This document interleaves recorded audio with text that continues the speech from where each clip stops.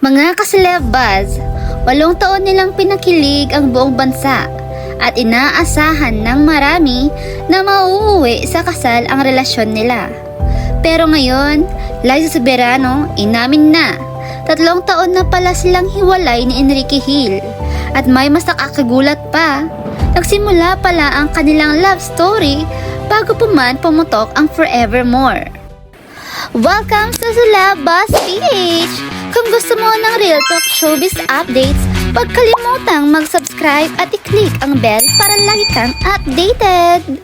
Sa parehong podcast interview, inamin ni Liza na nagsimula na ang relasyon nila ni Enrique bago pa ang kanilang 2014 teleserye na Forevermore.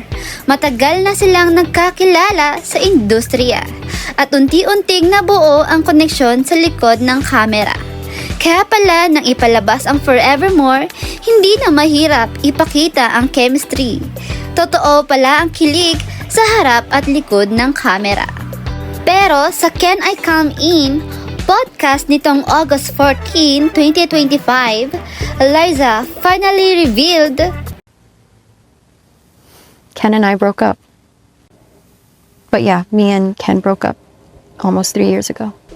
Ibig sabihin, 2022 pa pala sila naghiwalay pero pinili nilang hindi ito ipaalam sa publiko para protektahan ang isa't isa mula sa intriga.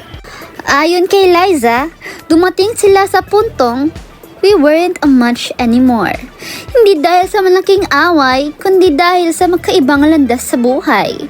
Si Liza ay nakatutok sa Hollywood dream habang si Enrique ay nananatili sa Pilipinas. Dagdag pa niya, we broke up in love, he's still my childhood best friend. Walang bitterness, walang drama. Pero malinaw na natapos na ang romantic chapter.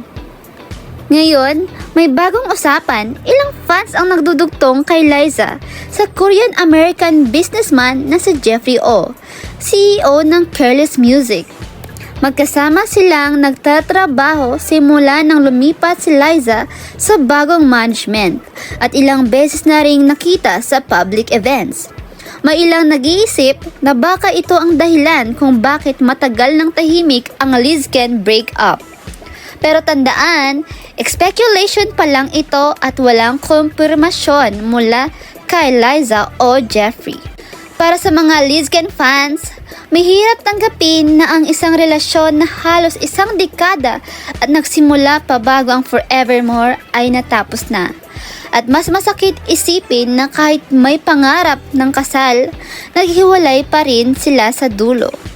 Pero gaya ng sinabi ni Liza, mahalaga pa rin ang respeto at pagmamahal kahit magkaiba na ang direksyon ng buhay.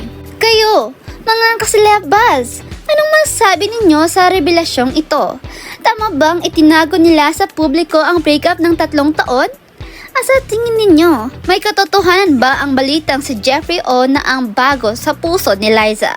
Comment your thoughts below at huwag kalimutang mag-like at mag-subscribe para mas maraming pang Real Talk Showbiz updates!